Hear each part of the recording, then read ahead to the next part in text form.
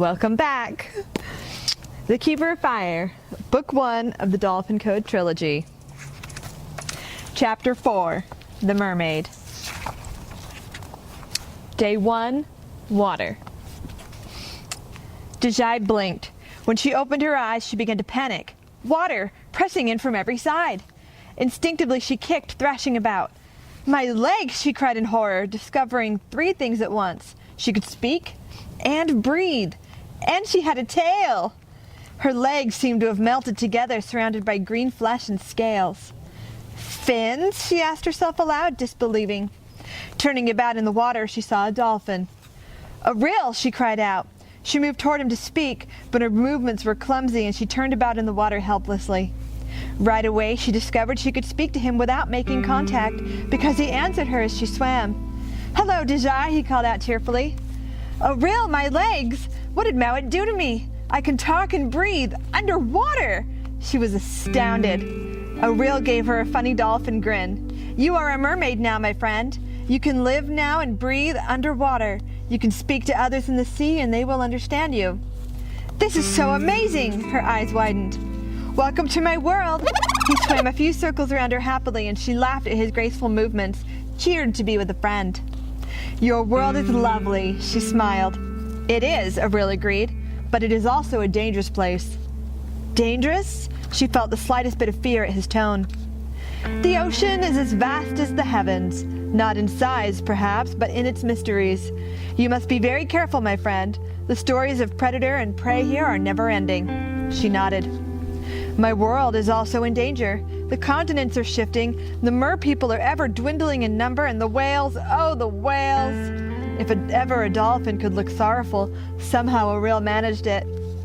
You see, my friend, he continued sadly, many years ago a creature known as the Bala was killing off the mer people to such an extent that a council was held by the creatures of the deep, and many actions were made to preserve the species. They were rash decisions made in the hopes that one day the Bala would be defeated and the mer people could come back to the water. To this day, the creatures prey upon them still, and in a few short years, this hope to restore their numbers to the sea will be lost. Coupled with the spread of the fever, the situation is dire. What must I do? Deiji asked earnestly. Save my world if you can. If ever you did a more important thing, you are my friend, Deiji, and this is my greatest hope. I will do what I can, my friend. I know you will. Now, I must go. Keep your eyes on your sapphire. She looked at her amulet, the portion where the teardrop stone sat among the engravings of water. Please don't go, she pleaded softly, knowing it was useless. I must, but I will see you soon when the time is right. He slid around her like a silk ribbon and swam away. She moved to swim after him, but her movements failed her. She thrashed about, turning upside down and sideways, completely disoriented. She watched helplessly as the rill faded into the blueness. Deiji took a moment to look at herself. She was wearing the top of her dress, but it was sleeveless. The stone knife sat in a leather holster at her waist, its strap draped across one shoulder. Her tail fins were long, sparkling and green. Her long hair was loose and floated about her in the water. She tried to swim, but could not paddle individual legs as she was used as a human. Their new form required her to paddle her tail up and down as if it were one big leg. She felt quite awkward, but found she was getting better at it. And so Deiji began steering herself around, mimicking the dolphin, and she relaxed a little. Okay, she said. Okay. She paddled more quickly and more still, and she began to move with speed. She laughed, the water flying by her as swiftly as air. Okay, I think I have this. I can swim. After twirling around weightlessly, she took notice of the scenery surrounding her. It appeared to be a shallow coral reef. It was alight with brilliantly colored fish, all changing directions and synchronized movements. The beautiful pink coral was twisted into millions of branches, with hundreds of the tiny fish weaving in and out of its forest. The ocean was a beautiful sky blue, and the sun-dappled waters reflected off the sandy floor, sending silver lines wavering across everything Deiji saw. Seeing all these wonderful colors and shapes, she laughed, pleased with this new corner of the world that Mowat presented her with. She allowed herself to sink, to lay down in the warm sand, watching it cloud and settle around her. Staring up at the surface, the little jewel-like fish could be seen flickering overhead, glossy colors flipping shades all at once with every change of direction. Deiji laughed and moved towards them. The surface, air, sky. As she swam upwards, an instinctive fear struck her. She felt suddenly intimidated and she hesitated. No, she had to see. She swam with speed and propelled herself through the clear, cool waters towards the sky. Deiji flew up and out of the water, the warm air whipping her hair around, and she did a flip. She saw land masses in the distance while she turned. An island, perhaps, but not her island. Deiji felt like a rock and splashed into the warm, bubbly comfort of the ocean. She was startled by the natural-bred uneasiness the surface brought to her. She could see, as she treaded water with her long tail, that the reef had grown off the shore of some unknown land. Turning away from the land and reef, all that could be seen was an endless blue that faded to nothingness. Popping her head out of the water, she was surprised to see that the pale afternoon sun was farther on than she'd thought. She turned tail to sky, searching along the bottom for what might be a safe place to stay the night. Being out in the open made her, as both human and mermaid, uneasy. She saw several caves about, both small and large, tucked beneath the reef. Something inside her objected strongly to venturing there, and Deiji decided to go with that feeling. A shadow crossing overhead caught her eye. There were 7 dolphins swimming, chasing each other in play.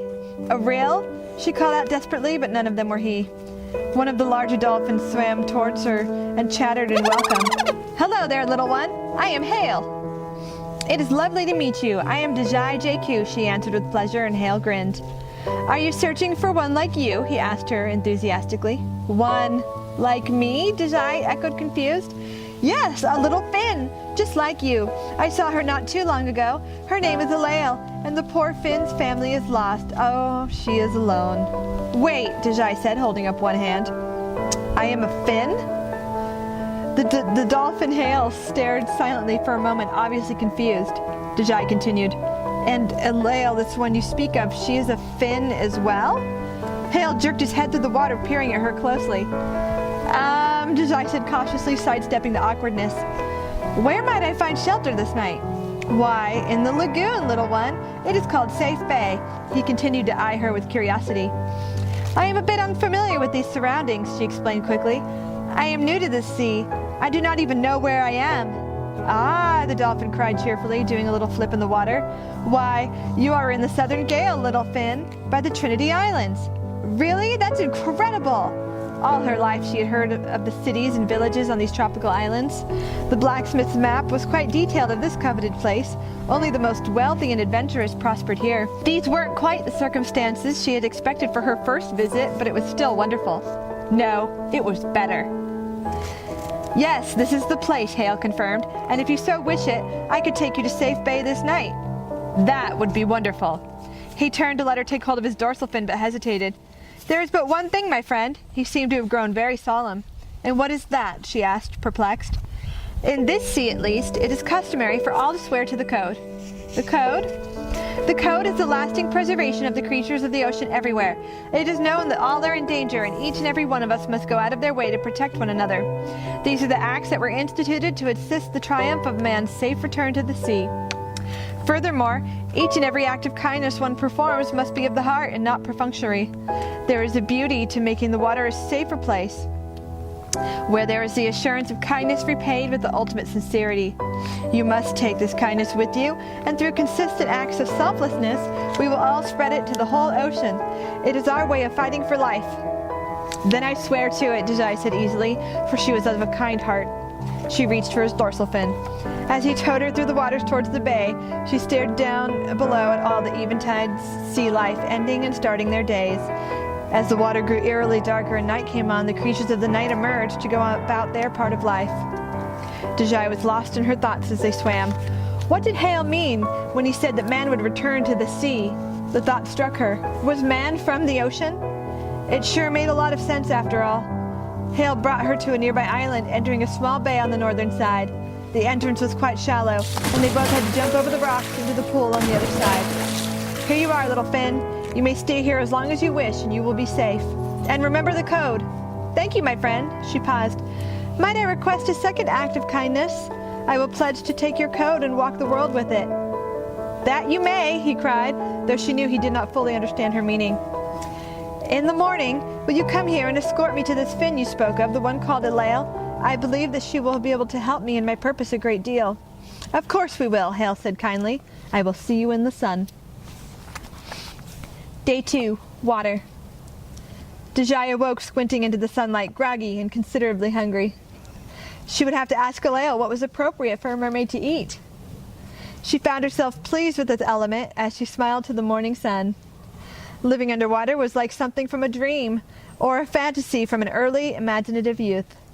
Deiji yawned indulgently and noticed that Hale and his family were already in the bay waiting. "Oh my," she said, swimming up to them. "Are you ready to go? I hope I have not kept you long." Not a single dolphin acknowledged her presence, and she frowned. Every one of them was staring, alert with fear, out into the open ocean. "What is happening?" Deiji asked quickly, keen to sense the dolphin's perceptions. Her eyes searched wildly over the rocky entrance into Safe Bay. There was a shark's fin, just visible on the waterline. It was a very large shark, with many rows of jagged teeth and black, soulless eyes. He looked to be 5 times the size of a single dolphin, and Deiji shivered instinctively with fear. "It is a very good thing he cannot get in here," she declared in relief. But as she spoke, she saw the creature was circling around something small in the water. She peered closer and saw a baby dolphin. The shark was preparing to lunge for it. "Who?" "It is Croso, my son," Hale said hastily and nervously. "We came for you, and when we were near, we saw the creature. We leapt here to safety, one after the other, and in the confusion, my son was left behind." His voice rose in panic, but there was no accusation in his voice. Still, Deiji felt a wave of guilt roll across her. "It is my fault," she wailed, putting her hands to her head. "I asked you to come. I am so sorry." "No one is blaming you," he answered distantly. He swam ahead, trying to get a better view of his son. The shark circled and snapped at the young dolphin, missing his flesh by mere inches. It wouldn't be long now. "Croso," Hale called out, leaping forward, but his family cut in front of him, holding him back, saying nothing. Deiji charged ahead before it was even a solid thought in her mind. She flew through the water and leapt into the air. High over the rocky wall, she could see the shark and Croso below. As she passed over them and dove under, a plan began to form in her mind. She hit the water behind them with a splash. Turning quickly, she began to yell at the shark, desperate to gain his attention. "You, over here," she called out as she thrashed about wildly in the water. The shark paid her no heed. Swimming angrily at him, she pounded him on the head with her fists and swore, for the skin along his body was as sharp as if he were coated in broken glass, and her hands began to bleed heavily. Once her blood clotted the water, the shark turned suddenly towards her. He charged at her, his mouth peeled back to reveal his teeth, and Deiji turned tail and fled, leading him far away from the little dolphin. "Swim, Croso!" she screamed back to him as she swam. "Into Safe Bay!" She paddled her tail quickly, but she could tell that the shark was gaining. Deiji swam for all she was worth. "Height," Deiji thought to herself, in a mixture of logic of mermaid and man. Determined, her heart pounding, she dove deep and the shark moved after her. Nearly scraping the bottom, she suddenly fired herself straight up towards the sky and threw herself backwards as she broke the surface. She flew marvelously through the air, facing the lightly colored blue sky above, her body in a perfect arc. She sliced the water's head first, twisted around, and raced for the bay. Deiji was grinning, somehow knowing that sharks couldn't jump. He turned, but all too slowly, and with a small leap, Deiji landed safely among the pod. Hale and his family gathered around her with cries of gratitude. Many pleasant voices singing, thank you, again and again, as they embraced her one after the other. Hale shouted, "My thanks, my friend. You have truly shown yourself to be true to the code. I feel I am now in your debt." Deiji could say nothing for exhaustion. After all the excitement had trickled down, it was confirmed by a scout that the shark had left, and Hale agreed to take Deiji to find Alael the fin. "Come," he said, as she bound her palms in scraps from her shirt. He and his brother Lulanel offered their fins, and she put a hand on each and was escorted as an honored guest between the islands. "We have just left the Rock of Rent. This is the large rock," Hale explained as they approached the island that Deiji had seen the evening before. "I saw the fin Alael here yesterday. We spend most of our time between these two islands, though there is another pod that lives beyond Rainbow Reef," he continued. "We will bring you to Low Lagoon. You enter there just as you do in Safe Bay." Deiji saw an outcropping of rocks on the shoreline and knew it was the entrance. "Please be cautious, Deiji Jaku. I cannot go any farther than this." "What is the danger?" Deiji asked, alarmed. "My mate sought refuge once from a pair of sharks. She leapt into the lagoon and waited there, trapped, even past the time when the tides went out. She was beached and she died in the afternoon sun. This is why we no longer use the lagoon for safety. We use Safe Bay, which is considerably deeper." "I am sorry." "There is so much that is wrong with our ocean. Too many predators remain while the rest of us fade. Croso is the last of the dolphin young of the whole southern gale. We are loath to make a migration to whale waters to escape this place, for there may be larger, fiercer predators there that only the great ones may pass by unscathed." "What has happened? Has it always been dangerous like this?" There has always been a certain amount of danger, Hale admitted, but in these last few hundred years the danger has grown, thus the mermaid's desertion. And in the last 10, a sickness has spread among us. We do not know why or even how. All we know is that to keep living we spread our code and wait for the waters to be safe once more. Our last hope lies in this lost generation of the sea. Deiji touched his face. The world will be better. One day, perhaps. Now go, my little Finn. Live by the code. We thank you for what you have done. Farewell, my friends, she said, and swam the rest of the way to the lagoon. When she made it to the rocks, she dove a little and launched herself lightly over the barrier. She landed with a splash, thumping onto the low-lying sand bed inside the lagoon. Deiji instantly saw that Hale was right. This water was not deep at all. She floated around, her head exposed from the water to get a better view of the enclosed area. It was actually quite large, wide, but shallow. All sorts of little creatures lived in the tide pools. She could see anemones, crabs, tiny fish, and sea slugs. Deiji watched them interested and realized she was terribly hungry. The day's events had worn her out. But what does a mermaid eat? She asked herself. As she looked around curiously, she saw a blur of purple and gold pass her in the water. She tried to follow it, twisting all the way around, but saw nothing. She froze and turned a full, slow circle and was suddenly staring into a brightly tanned face. "Oh!" she cried out, and the face screamed back at her. They both propelled backwards in the water. Now at a distance, Deiji saw the creature as a whole. A mermaid! They stared at one another. The mermaid had bright golden hair swept back by a single sea star. She had very large blue eyes that captured the motion of the sea itself. Her tail fin was a shiny, dark purple, faded lightly down the center. She wore no tunic. Deiji blushed and looked away, embarrassed. "Who are you?" the mermaid asked plainly. "I am Deiji. I was brought here by the Dolphin Hale. Are you a Lael?" The girl did not answer and began to circle Deiji, looking at her curiously and closely from every angle. Deiji followed her movements and her piercing stare. She suddenly felt very uncomfortable. Satisfied, the mermaid sat back at a more respectful distance and spoke. "I am. And you are new to the gale, yes?" "Yes," Deiji said, relieved. "How do you know?" "There are few mermaids in these waters," Lael said wanly, looking her from head to tail in one last skeptical consideration. "Have you any word from my family?" "Your family?" Lael looked very disappointed. "Well," Deiji said quickly, trying to be of some comfort, "what of your family? Maybe I can help." "They were taken," Lael said sourly. "By whom?" "The mother Bala Ahava." Deji's blood ran cold. "When?" "Days ago." "Why?" "Do you not know?" The mermaid scowled at Deiji. "When a Bala hibernates for a season, they capture and cage food for when they awaken. Those who are not eaten straight away starve." "Yes, I do know of this," Deiji replied quickly, blushing. Lael continued, "I fear my family to be dead, and I must go to them, but I am too afraid to leave the gale." She looked rather ashamed at this. "Where are they?" Deiji asked intently. She remembered with frankness her skin-deep fear of the small Bala she had encountered in her pond, and she grieved for this mermaid. "They are near High Village," Lael confirmed. "Ahava's cave is around there, or so it is rumored. I do not know the exact location." "That far north? Then we will go to High Village at once," Deiji promised, only hesitating slightly. This town was around the Northern Isle, past the peninsula of the northernmost part of the Nigh continent, over 300 miles away. "Will you?" Pure joyous light spread across the mermaid's face. "I need help with my problem as much as you need help with yours.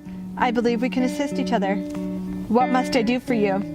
Lael's eyes narrowed suspiciously. "I need a guide of sorts. I am new to this area. I need someone to show me where to sleep, what to eat, things like that. I am from a much colder sea," she added hastily. "Easy," Lael cried with excitement. "Then I will help you find your family." "Oh, you have answered my plea to the heart of the sea," the mermaid was smiling brightly. Deiji smiled in return, remembering Mowat's words. She cleared her throat. "Will you help me now, then? I am extremely hungry." "Then we shall eat," Lael declared cheerfully. "Come with me." They swam to the tide pools in the lagoon. Although Deiji pretended not to, she watched carefully all that the mermaid did. Sharp stones were used to pry 2 shelled mussels loose from the rocks. A generous handful of sea slugs were drawn from beneath the base. Lael plucked a few tiny crabs from the sand and hauled herself out onto the water and onto the rock, her arms full. "Come," she beckoned with her tail fin. She spread her collection out on the rock as Deiji joined her. "Do we build a fire now?" Deiji asked with the beginnings of an idea. She was beside herself at the idea of her new and magical gifts. "A fire?" Lael asked, confused, sounding out the word. "Never mind," Deiji answered hastily. Ilael picked the flesh from the muscled shells of the stone and dropped them onto the pile of slugs, which writhed about in a small pool of water that dripped from her arm. She smashed the crabs up delicately inside their shells and handed two to Deiji. "Here, eat," she cried happily, her mouth already brimming with the squirming slugs. Deiji looked upon the raw, living food in horror and disgust. She tried to mask it so as not to offend her, but the mermaid caught some of the surprise on Dejai's face. "Do you not like these foods?" Ilael cried incredulously. "Where exactly are you from?" The islands with the dragons," Deiji mumbled lamely. "Ah, the dragon islands of the west." Ilael seemed to accept this. Deiji took the food she was offered, for she was quite hungry, though doubtful. She tentatively took a bite. A strong, fresh pleasure filled her mouth. Surprisingly, it was very good, even though she wasn't entirely pleased with the idea. She sampled all the different foods and found herself enjoying them soundly. They ate their food and spoke of many things that night, of sea, of sky, of rain and wind. Deiji had forgotten the marvels of conversing, having been devoid of verbal companions since Maya's crossing, and she enjoyed herself immensely. "Oh my!" Ilael exclaimed. "It has been a long while this day. Evening is set upon us." Deiji saw that it was true. The sky was a murky blue, and a star or two already shone in the sky.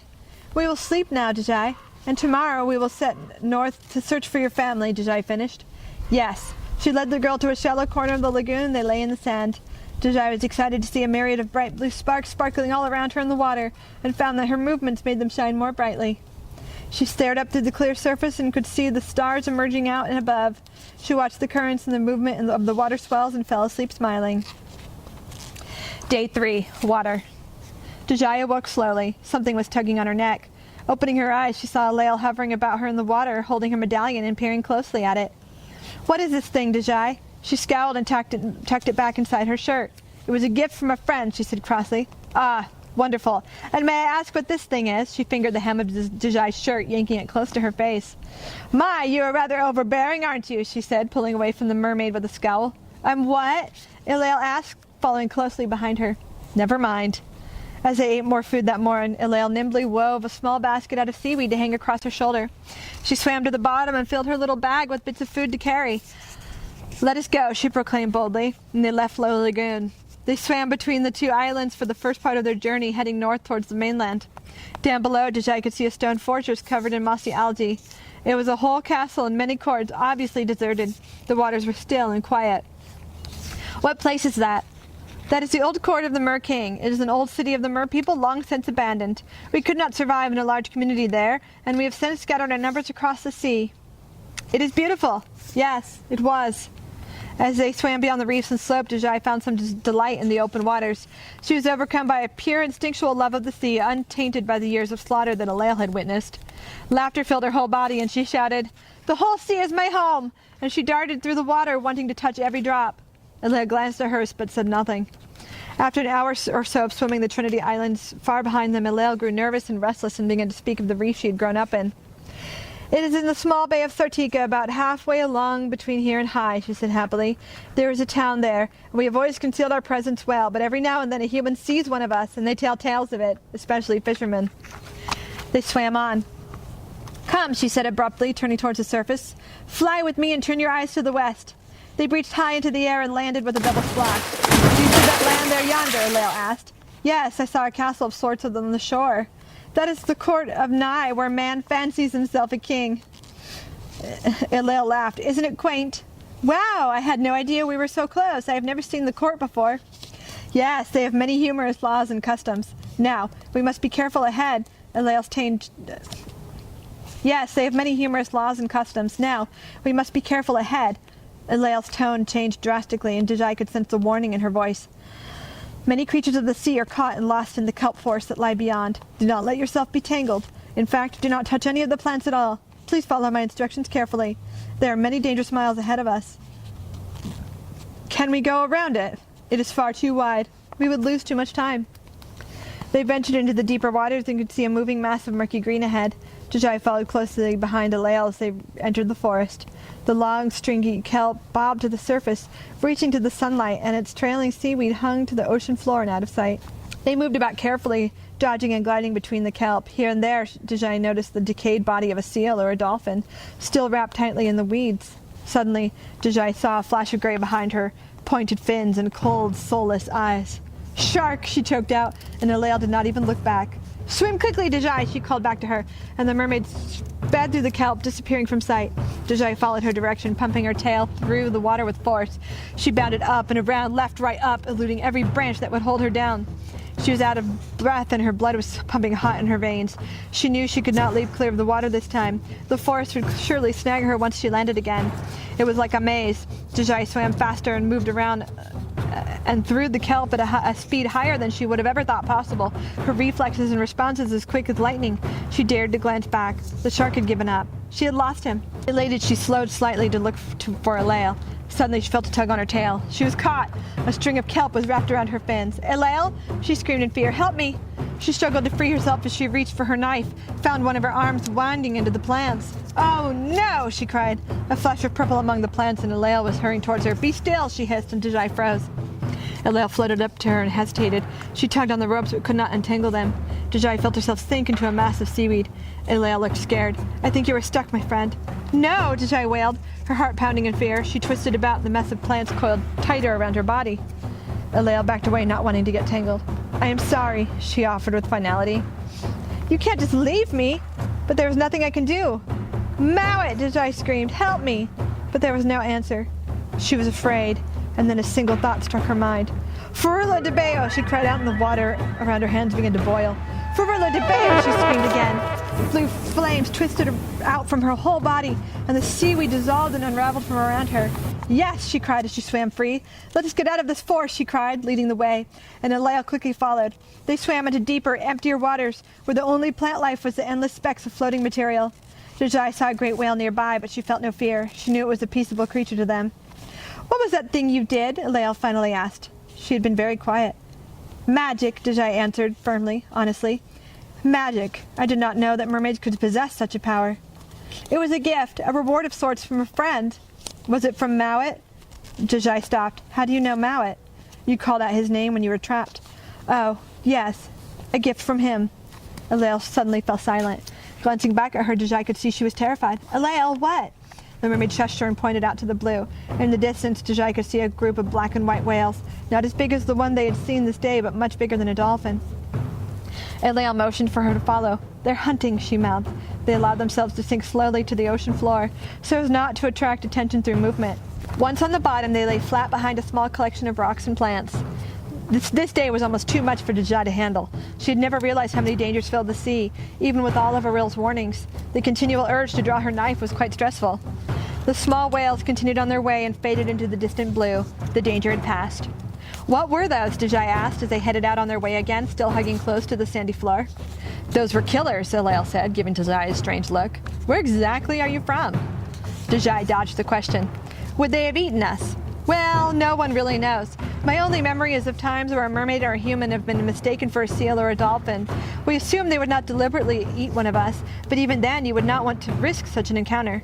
We shall rest soon. Much worse things venture out at night. She jetted ahead, pumping her tail fin. They eat dolphins? Deiji called out after her. Thank you for watching. Stay tuned for Chapter 5.